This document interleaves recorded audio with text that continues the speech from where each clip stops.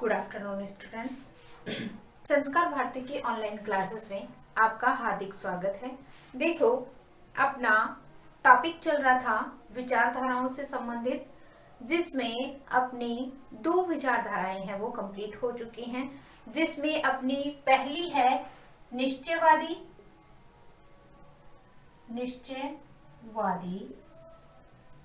विचारधारा और दूसरी है आपकी संभववादी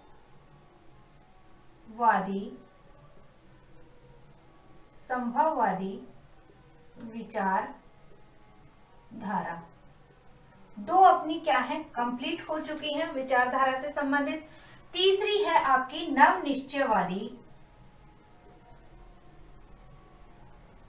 नवनिश्चयवादी विचारधारा।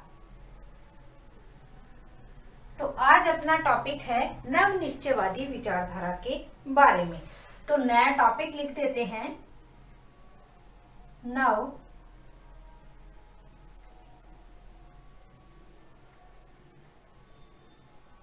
नवनिश्चयवादी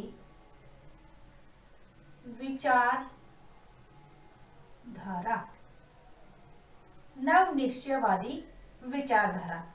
देखो, 3 ये जो विचारधाराएं हैं मानव भूगोल के अंदर, मानव भूगोल में 3 विचारधाराओं का वर्णन किया गया, बताया गया विचारधारा के बारे में। अलग अलग आपके राइटर हैं, भूगोलवेताएं हैं, उन्होंने क्या है अपने अपने विचार हैं वो प्रस्तुत किए गए हैं कि निश्चयवादी विचारधारा के अंदर जो वैज्ञानिक है, रेडजल महोदय है, सैम्पुल है, इन्होंने क्या है आपकी निश्चयवादी विचारधारा को क्या है मान्यता प्रदान की, या क्या कह सकते हैं कि निश्चयवादी विचारधारा को क्या है ये मानने वाले हैं। दूसरा आपका है फेब्रे है, ब्रुन्स है, विडाल डिला ब्लास है, कार्ल सौर है।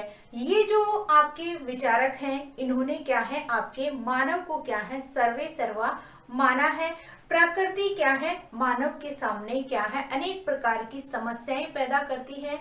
मानव को क्या है सिर्फ क्या है एक सलाहकार के रूप के अंदर क्या है प्रकृति को माना है, और उन सलाहकार के आधार पे मानव उन सलाहों को मानता है या नहीं मानता है, ये मानव के ऊपर निर्भर करता है। तो इस तरीके से आपकी निश्चयवादी और निश्चयवादी और संभववादी विचारधारा दोनों क्या है एक दूसरे के विपरीत है।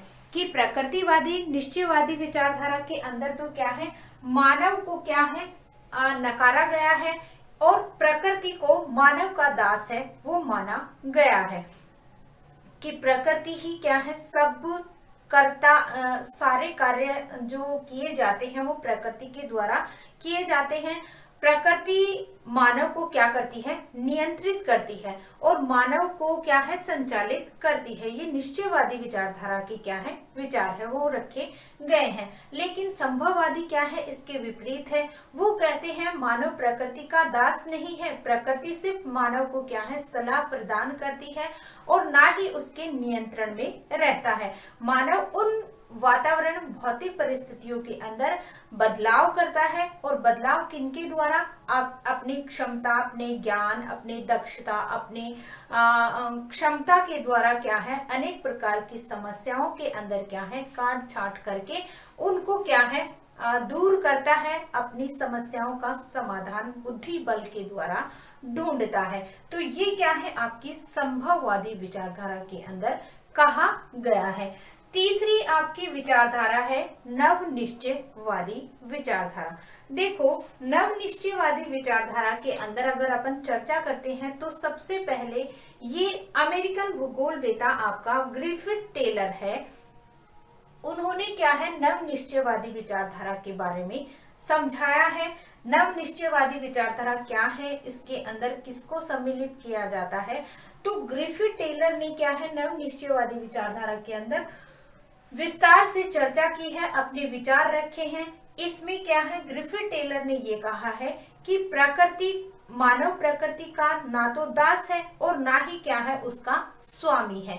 दोनों ही परिस्थितियों को क्या है नकार दिया है, क्योंकि निश्चयवादी विचारधारा के अंदर तो क्या कहा गया कि मानव प्रकृति का दास है। और इसके अंदर संभववाद में क्या कहा गया कि मानव है वो सर्वे सर्वा माना गया है, बुद्धि बल के द्वारा क्या कर लेता है, प्रकृति के नियंत्रण से क्या है अपने आप को हटा लेता है। जितने भी नियंत्रण प्रकृति के द्वारा लगाए जाते हैं उन नियंत्रण से वो मुक्त हो जाता है।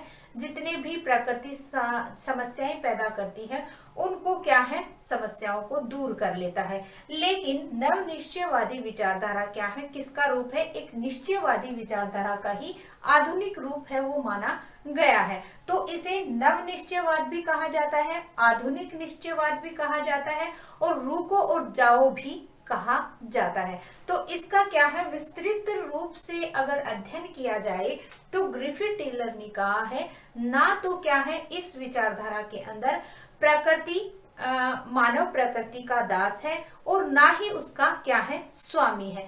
दोनों ही परिस्थितियों को क्या कर दिया है, नकार दिया है। और किस आधार पर स्वीकार किया है कि इसके अंदर दोनों ही क्या है, पारस्परिक सहयोग की भावना से अगर रहते हैं, चलते हैं, या वातावरण और मानव दोनों ही क्या है, पारस्परिक अंतर संबंधित हैं, वो पाए जाते हैं। ना तो क्या है, प्रकृति क्या है, आपको प्रकृति है वो सर्वे सर्वा है और ना ही मानव है वो क्या है, सर्वे सर्वा माना गया है। दोनों ही क्या है, एक दूसरे का सहयोग करके, एक दूसरे की सहायता करके ही क्या है, ये स्थितियां आगे बढ़ती हैं। तो ये आपकी क्या है, नव निश्चयवादी विचारधारा है वो रखी गई है कि दोनों ही क्या है, सहयोग की भावना से, सामंजस्य की भावना से, समन्वय की भावना से अगर दोनों साथ चलते हैं तो दोनों का क्या है, विकास होगा। अगर एक दूसरे को क्या है, आप हानि पहुंचाएंगे तो क्या है, एक दूसरे को ही हानि होगी या दोनों ही क्या है, विकास की गति है वो रुक जाएगी। अगर मानव प्रकृति को क्या है, हानि पहुंचाता है या प्रकृति मानव को हानि पहुंचाती है तो क्या है, दोनों का विकास है वो अवरुद्ध हो जाएगा। दोनों क्या है, गति नहीं कर पाएंगे, विकास नहीं कर पाएंगे। यही आपकी क्या है, नव निश्चयवादी विचारधारा है। तो इसके बारे में थोड़ी चर्चा कर लेते हैं। नव निश्चयवादी विचारधारा के अंदर नव निश्चयवादी विचारधारा,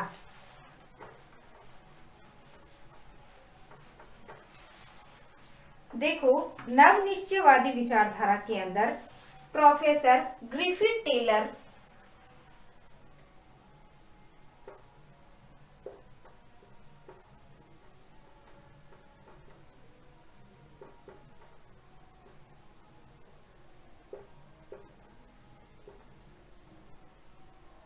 ने नव निश्चयवादी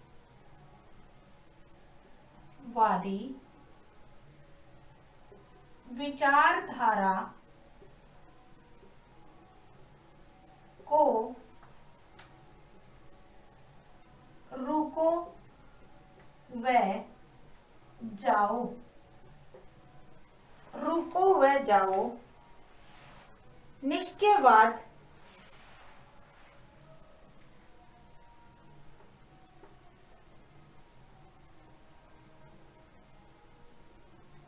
की संज्ञा दी है। किसकी, रुको और जाओ। देखो आपका एक ये न्यू टाइप का क्वेश्चन भी बनता है कि रुको और जाओ निश्चयवाद सिद्धांत है या रुको और जाओ विचारधारा किसने दी। तो रुको और जाओ विचारधारा किसके द्वारा दी गई, ग्रिफिथ टेलर के द्वारा। ये आपका न्यू टाइप का क्वेश्चन बनता है। इसी के अंदर क्या है, उन्होंने क्या कहा है, उनके अनुसार मनुष्य न तो प्रकृति का दास है, उनके अनुसार न तो मानव प्रकृति का दास है और न ही उसका स्वामी। न ही तो क्या है, प्रकृति का दास है और ना ही क्या है, प्रकृति का क्या है, स्वामी है, न उसका स्वामी है, और न ही मानव के कार्य करने की क्षमता और न ही मानव की कार्य करने की क्षमता असीमित है, न ही मानव के कार्य करने की क्षमता असीमित है। इस समन्वयवादी विचारधारा में उन्होंने बताया, इस समन्वयवादी विचारधारा में उन्होंने बताया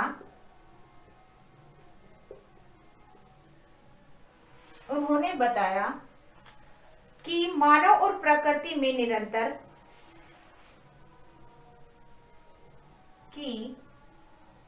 मानव व प्रकृति में क्रिया प्रतिक्रिया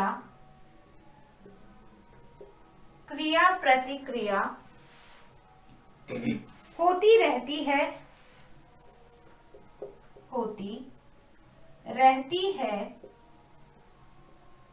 जिससे क्रिया प्रतिक्रिया होती रहती है, जिसके फलस्वरूप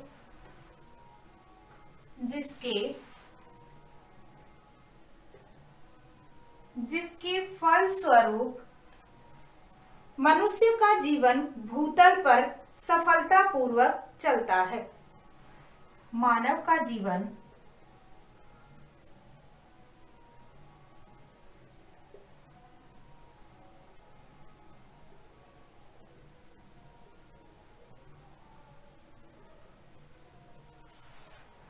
जिसके फलस्वरूप मानव का जीवन सफलतापूर्वक चलता रहता है। ये किसने कहा है? देखो, ग्रिफिथ टेलर ने क्या है, दो जगह पे क्या है आपकी नव निश्चयवादी विचारधारा को समझाने की कोशिश की है। सबसे पहले तो नव निश्चयवादी विचारधारा के बारे में क्या है, इन्होंने क्या है नव निश्चयवादी विचारधारा को क्या है एक संज्ञा के रूप में, मानव के विचारों के रूप में इसको उभार कर सामने लाया। किस रूप को परिवर्तित करके? निश्चयवाद को क्या है इन्होंने नव निश्चयवाद की परिभाषा के रूप में सामने रखा। दूसरा इसका नाम रखा रुको और जाओ निश्चयवाद, या इसे आधुनिक निश्चयवाद की परिभाषा भी दी जाती है। अगर आपके एग्जाम में ये पूछ लिया जाए कि नव निश्चयवाद विचारधारा का वर्णन कीजिए उदाहरण सहित, तो आपका क्या है नव निश्चयवाद तो आपको पता है, लेकिन इसका नाम आपका दूसरा नाम भी रखा गया है आधुनिक नव निश्चयवाद, रुको और जाओ निश्चयवाद। तो कोई भी अगर एक नाम आता है तो आप कंफ्यूज मत होना, वो ही आपका निश्चयवाद है जो आपका आधुनिक नव निश्चयवाद के बारे में बताया गया है कि क्या है नव निश्चयवाद। एक तीन ही आपकी विचारधाराएं, निश्चयवाद, संभववाद और नव निश्चयवाद। जहां पे नव निश्चयवाद लग जाता है वो प्रकृति और मानव दोनों के अंदर क्या है आपका तालमेल है। निश्चयवाद है सिर्फ क्या है प्रकृति के अंदर विश्वास करता है, संभववाद है मानव के अंदर विश्वास करता है। तो इस तरीके से तीन आपकी क्या है विचारधाराएं हैं। तो अपना क्या चल रहा था नव निश्चयवाद। नव निश्चयवाद के अंदर मैंने आप लोगों को बताया है कि नव निश्चयवाद का जनक है या संज्ञा के रूप में किन्होंने दिया, ग्रिफिथ टेलर ने रुको जाओ निश्चयवाद को परिभाषित किया। उसके बाद में उन्होंने क्या है अपने विचार हैं वो प्रस्तुत किए। उनके अनुसार न तो मानव प्रकृति का दास है, न ही उसका क्या है स्वामी है, और न ही मानव के कार्य करने की क्षमता असीमित है। इस समन्वयवादी विचारधारा में उन्होंने बताया कि मानव क्या है, प्रकृति में क्रिया प्रतिक्रियाएं होती रहती हैं, जिसके फलस्वरूप मानव का जीवन है सफलतापूर्वक चलता रहता है। देखो, शुरू में ही मैंने मानव भूगोल के बारे में जब बताया तो मैंने आप लोगों को कहा कि प्रकृति है वो क्या है, परिवर्तन का नियम है। प्रकृति के अंदर क्या है, हमेशा परिवर्तन चलता रहता है। तो जो परिवर्तन चलता रहता है उसी के आधार पे क्या है, मानव क्या है, उन प्रकृति के अंदर जितने भी क्रियाएं होती हैं उनके साथ क्रिया तो चलती रहती है, उसी के साथ मानव भी अपना कार्य है वो करता रहता है। कि मानव प्रकृति में क्रिया प्रतिक्रिया होती रहती है, जिसके फलस्वरूप मानव का जीवन क्या है, सफलता पूर्वक चलता रहता है। कि प्रकृति के अंदर अनेक प्रकार की क्रियाएं होती रहती हैं और उन क्रियाओं के साथ ही मानव को क्या करना रहता है, उसी के साथ साथ अपने कार्य है वो क्या है, उसको सुचारू रूप से करने पड़ते हैं। जैसे क्या है, दिन रात का बनना है तो रात्रि के अंदर मानव क्या करता है, आराम करता है और दिन के अंदर क्या है, उसकी क्रियाएं चलती रहती हैं, क्रिया प्रतिक्रियाएं होती रहती हैं। जैसे किसी व्यक्ति को क्या है, आपका अध्यापक है, कोई डॉक्टर है, कोई आपका मजदूर है, श्रमिक है, उद्योगों में कार्य करने वाला है, कोई कंपनी बिजनेस कुछ भी संभालता है, तो जैसे ही सूर्य उदय होता है तभी से क्या है, अपने कार्य के अंदर लग जाता है और अनेक प्रकार के कार्य जो मानव के अपने अनुसार उसको जैसे सुटेबल होते हैं उसी आधार पे वो क्या है, अपने कार्य को चुनता है और उन कार्यों के अंदर क्या है, उसकी कार्य करने की क्षमता है, क्रिया प्रतिक्रियाएं चलती रहती हैं। तो इस आधार पे क्या है, प्रकृति के अंदर क्या है, मानव क्या है, प्रकृति में क्रिया प्रतिक्रियाएं करता रहता है, जिसके कारण क्या है, उसका जीवन क्या है, लगातार क्या है, सफलता पूर्वक चलता रहता है। कभी उसको हानि भी होती है तो कभी उसको लाभ भी होता है, कभी उसको खुशी भी मिलती है तो कभी उसको दुख का सामना भी करना पड़ता है। तो इस तरीके से क्या है, हर एक समय प्रकृति के अनुसार मानव को चलना पड़ता है, या कह सकते हैं कि प्रकृति के साथ मानव को क्या है, क्रिया प्रतिक्रियाओं के साथ में क्या है, प्रकृति और मानव दोनों ही क्या है, सफलता पूर्वक कार्य करते हैं। दोनों को अलग अलग रूप से अध्ययन नहीं किया जा सकता, दोनों क्या है, एक दूसरे के ऊपर निर्भर है। मानव का प्रकृति के ऊपर प्रभाव और प्रकृति का मानव के ऊपर प्रभाव है देखने को मिलता है, और दोनों ही क्या है, सहयोग से अगर कार्य करेंगे तभी क्या है, कोई भी कार्य है वो सफलता पूर्वक किया जा सकता है या विकास की ओर अग्रसर हो सकता है। इसका स्क्रीनशॉट लेना चाहते हो तो ले सकते हो।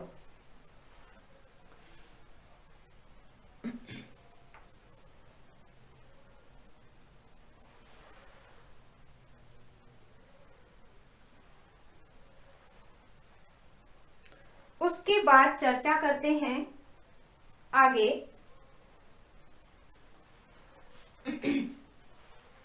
देखो, टेलर ने आगे कहा है, मानव किसी देश की उन्नति को तीव्र या कम कर सकता है, वह उसे रोक सकता है,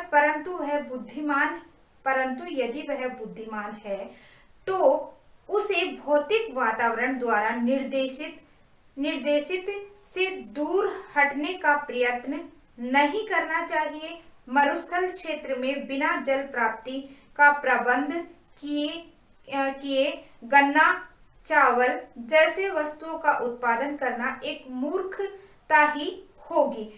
देखो, जिस तरीके से क्या है, आपका टेलर ने एक उदाहरण दिया है कि जिस तरीके से किसी देश की उन्नति अगर किसी देश की अर्थव्यवस्था है, उसके स्थल स्वरूप को अगर देखकर क्या है, मानव उसके अंदर क्या है, अपनी मेहनत है या कोई भी उद्योग धंधा स्थापित करता है, तो उसके अंदर अगर आगे सोच कर देखा जाए कि आगे ऐसा हो सकता है, किसी भी मतलब उद्योग के अंदर पैसा लगाने से पहले ये देखा जाता है कि अगर कहीं पे स्थापना की जा रही है तो वहां पे अगर स्थापित होने के बाद में वो उद्योग क्या है, लाभ प्राप्त हो सकता है या नहीं हो सकता है। तो ये क्या है, आगे सोचकर मानव चलता है। लेकिन अगर भौगोलिक परिस्थितियों से वह अगर दूर हट जाएगा, उसके बारे में नहीं सोचेगा, तो एक उदाहरण के रूप में क्या बताया है कि शुष्क मरुस्थल में अगर बिना जल के प्रबंधन के अगर अपन चावल और गेहूं की फसल का अगर उत्पादन करना चाहेंगे तो वो अपनी क्या होगी, मूर्खता मानी जाएगी। क्यों मानी जाएगी? क्योंकि अपन को पता है कि आपके मरुस्थलीय जो क्षेत्र होते हैं वहां पे क्या होती है, आपके जल की क्या पाई जाती है, कमी पाई जाती है। पहला तो वहां पे क्या है, आपका मरुस्थलीय क्षेत्र है, जो मिट्टी होती है वो बलुई है, जिसके कारण क्या है वो वहां पे क्या है, मोटे अनाज है वो उत्पादित किए जाते हैं। दूसरी अगर चर्चा करते हैं शुष्क मरुस्थलीय क्षेत्र की, तो दूसरा अगर वहां पे देखें तो आर्द्रता की कमी पाई जाती है। वहां पे क्या है, वाष्पीकरण है वो सबसे ज्यादा देखने को मिलता है। वर्षा से क्या है, 2 गुना या कह सकते हैं वर्षा से अधिक क्या है, वाष्पीकरण उन क्षेत्रों के अंदर होता है। तो अगर वहां पे क्या है, बिना सोचे समझे अगर वहां पे क्या है, चावल या गेहूं की फसल अगर उत्पादित की जानी है बिना पानी के, कि बिना पानी नहीं है वहां पे, पता है कि वहां पे वो फसल नहीं उत्पादित होगी, लेकिन अगर बिना बुद्धि के अगर वहां पे क्या है फसल को उत्पादित कर दिया जाएगा तो पता है साधारण सी बात है वो नष्ट हो जाएगी।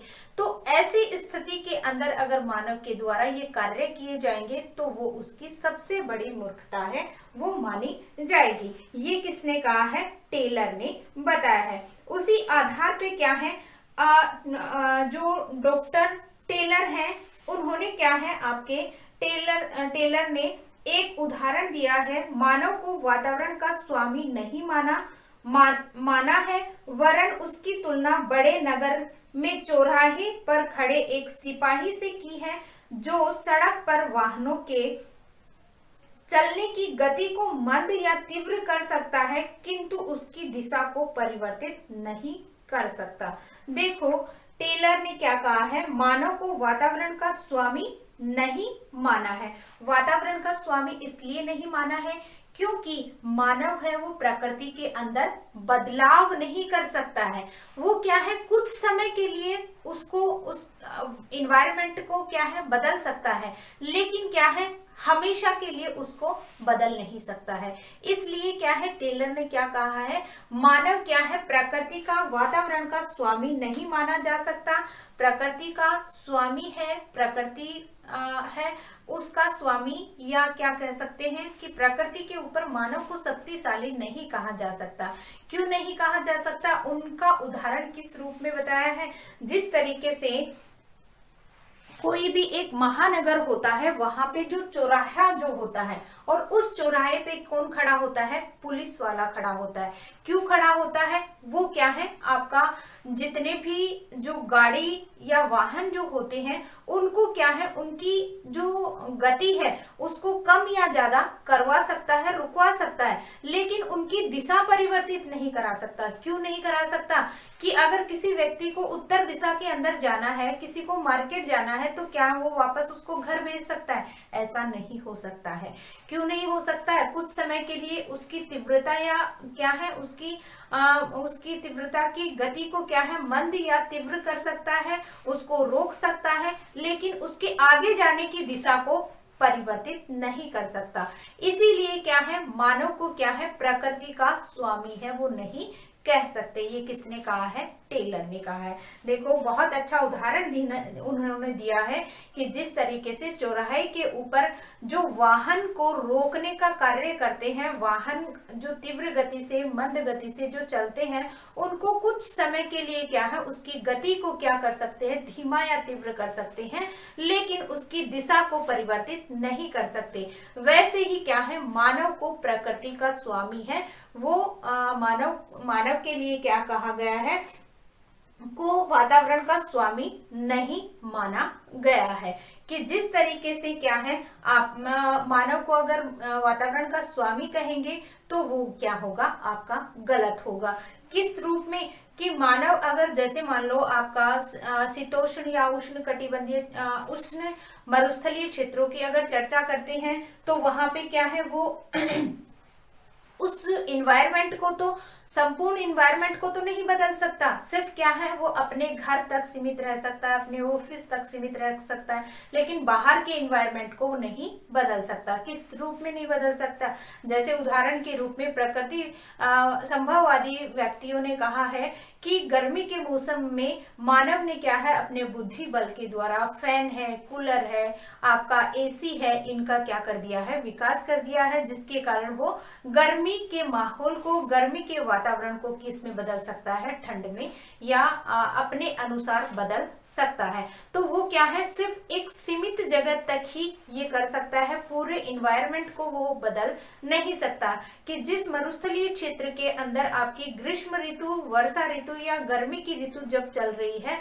तो वो उस पूरी ऋतु को नहीं बदल सकता, वो कुछ स्थान या कुछ मकानों तक ही वो क्या है अपने माहौल को, अपने वातावरण को बदल सकता है। इसलिए क्या है ये कुछ समय के लिए हो सकता है। जिस तरीके से आपका चौराहे पे खड़ा व्यक्ति है वो क्या कर सकता है, वाहन जो होते हैं उसकी तीव्रता को आपको तीव्र या मंद करा सकता है, लेकिन उसकी दिशा को परिवर्तित नहीं कर सकता। तो इस तरीके से क्या है टेलर ने एक उदाहरण के रूप में बताया है कि मानव को वातावरण का स्वामी नहीं माना,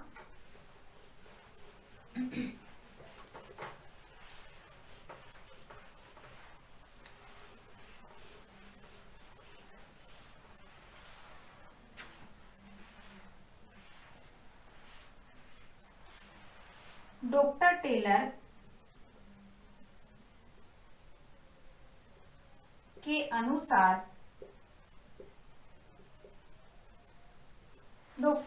के अनुसार मानव को वातावरण का स्वामी नहीं माना,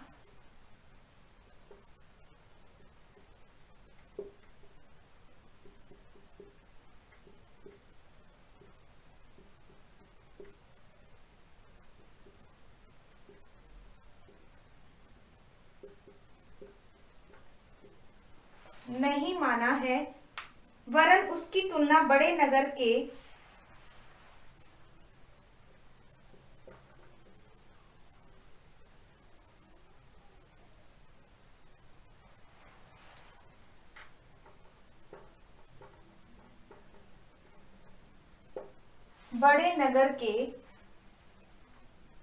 बड़े नगर में चौराहे पर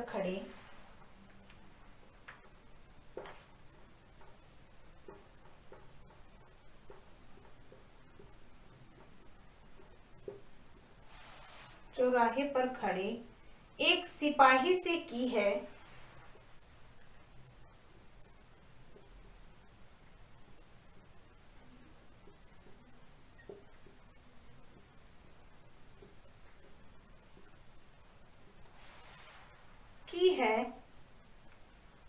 जो सड़क पर वाहनों की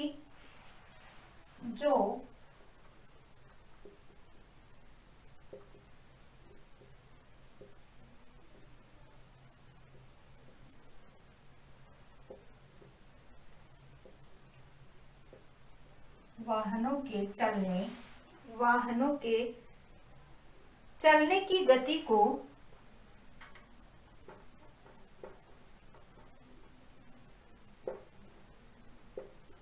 मंद या तीव्र कर सकता है,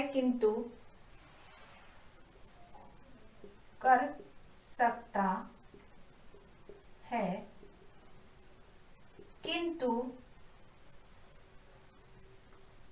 उसकी दिशा में परिवर्तन नहीं कर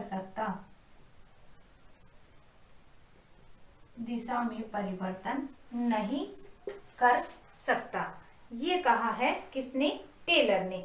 उसी के साथ साथ क्या है आपके टेलर ने क्या है आपके विचार है मानव प्रकृति के प्रभाव से क्या है पूर्णतः मुक्त नहीं हो सकता। यानी कि टेलर ने आगे ये कहा है कि मानव प्रकृति के प्रभाव से क्या है पूर्णतः मुक्त नहीं हो सकता। जिस तरीके से संभववादी विचारकों ने ये माना है कि प्रकृति है वो मानव के सामने क्या है सलाहकार के रूप में कार्य करती है, बाकी कुछ नहीं है। तो ये क्या है, टेलर ने कहा है कि वातावरण को क्या है, पूर्णतः नकारा नहीं जा सकता। उसके बारे में आगे फैब्रे महोदय ने भी क्या है, मानव के लिए कुछ शब्द कहे हैं। मानव चाहे कुछ भी करे वह वातावरण के नियंत्रण से स्वतंत्र नहीं रह सकता। ये किसने कहा है, संभववाद के ही आपके फैब्रे ने कहा है। फैब्रे के अनुसार मानव चाहे कुछ भी करे, मानव चाहे कुछ भी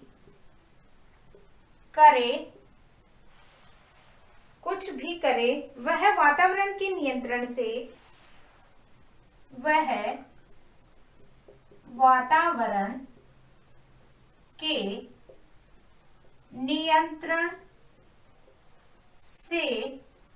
वातावरण के नियंत्रण से स्वतंत्र नहीं रह सकता।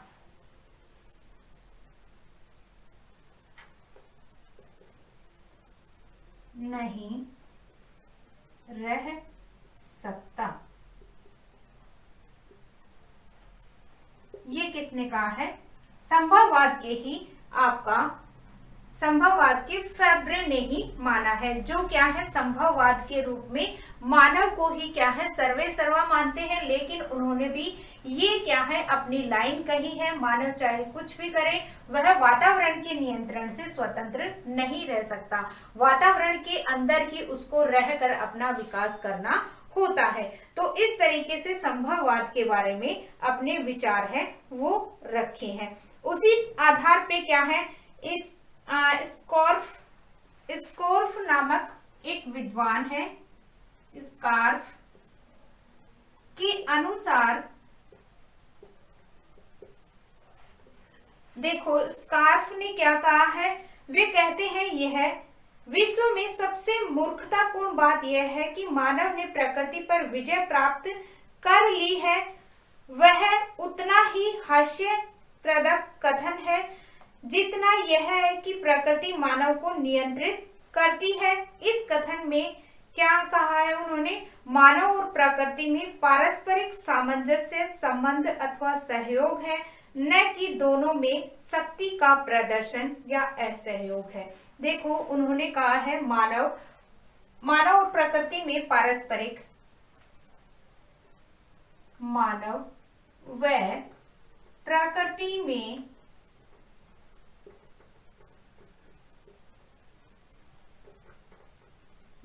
व प्रकृति में पारस्परिक सहयोग, मानव व प्रकृति में पारस्परिक सहयोग, सामंजस्य, संबंध,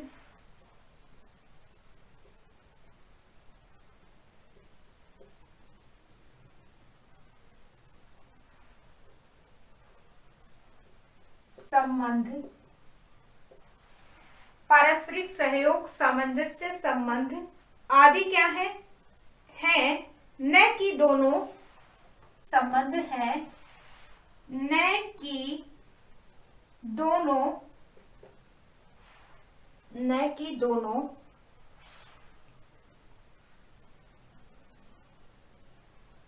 में शक्ति का प्रदर्शन, दोनों में शक्ति का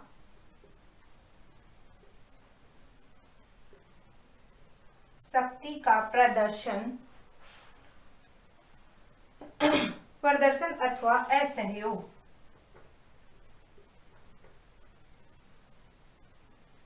देखो इन्होंने भी क्या कहा है, मानव व प्रकृति में पारस्परिक सहयोग, सामंजस्य, संबंध है। किसने माना है, ये स्कॉर्फ महोदय ने, कि मानव और प्रकृति एक दूसरे से क्या है, सहयोग, सामंजस्य और संबंध बनाकर ही क्या है, आगे चल पाते हैं। दोनों में क्या है, शक्ति का प्रदर्शन है वो नहीं होता है, असहयोग की भावना है वो नहीं मिलती है। तो दोनों ही नवनिश्चयवाद विचारधारा के अंदर क्या है, दोनों को किस रूप में देखा है, पारस्परिक सहयोग, सामंजस्य, संबंध के रूप में देखा है, ना कि एक दूसरे की शक्ति के रूप में प्रदर्शन किया गया है कि ना तो ये कहा गया है नवनिश्चयवाद में कि प्रकृति सर्वे सर्वा है, ना ही क्या है मानव के रूप में कहा गया है कि मानव है वो सर्वे सर्वा है। इसका स्क्रीनशॉट लेना चाहते हो तो ले सकते हो। उसके बाद अगर चर्चा करते हैं मानव भूगोल के अंदर आपकी तो उसके अंदर आपका क्या है, दूसरी जैसे आपकी अलग एक राइटर है जिन्होंने क्या है कहा है, मार्टिन नामक एक विद्वान है आपके, जो जिन्होंने क्या कहा है मार्टिन ने कि जो जो हमारे भौतिक और जैविक ज्ञान में वृद्धि होती जाएगी तो मानव तथा वातावरण में पारस्परिक संबंधों को भली भांति समझने में सफलता मिलती जाएगी। इससे नव निश्चयवादी विचारधारा पुनः अधिकाधिक सफलता की ओर उन्मुख होगी, यानी कि आगे की ओर बढ़ेगी। इसी आधार पे क्या है आपकी, अगर अपन चर्चा करते हैं इसमें तो क्या है आपका मानव का कल्याण प्रकृति से युद्ध करने में नहीं, उससे सहयोग और वह सामंजस्य करने में निहित है। ये किसने कहा है, आपकी नवनिश्चयवादी विचारधारा के अंदर कि मानव का जो कल्याण है, मानव का जो विकास है, मानव किस तरीके से रहेगा, उसके अंदर अगर प्रकृति से युद्ध नहीं करने में माना गया है कि प्रकृति के साथ अगर छेड़छाड़ अधिक होगा तो क्या है मानव का कल्याण है वो न के बराबर होगा। अगर प्रकृति के साथ मानव को सहयोग और सामंजस्य क्या है रखना होगा और उसी से क्या है मानव का विकास है वो हो सकेगा। तो इसी रूप में अगर देखा जाए तो प्रकृति को जीतने या स्वयं उसका दास बनने की अपेक्षा मानव को प्रकृति के साथ क्या करना चाहिए, सहयोग की सोचनी चाहिए। देखो आपकी नवनिश्चयवादी विचारधारा की लास्ट लाइन के अंदर देखा जाए तो कह सकते हैं कि मानव भूगोल में प्रकृति को जीतने या स्वयं उसका दास बनने की अपेक्षा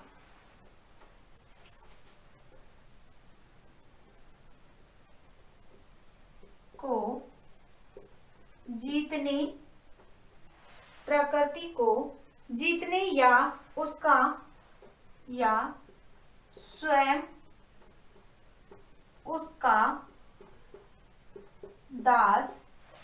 उसका दास बनने की अपेक्षा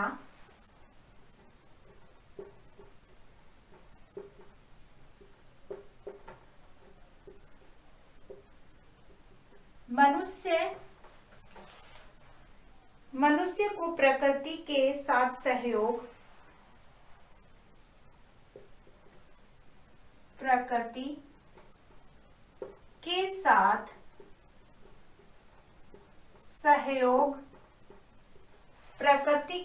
सहयोग करने की सोचनी चाहिए।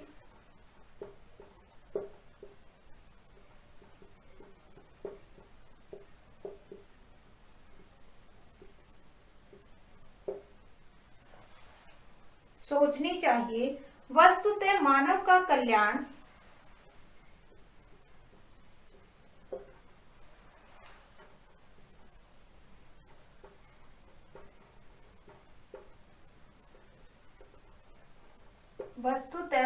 का कल्याण प्रकृति से युद्ध करने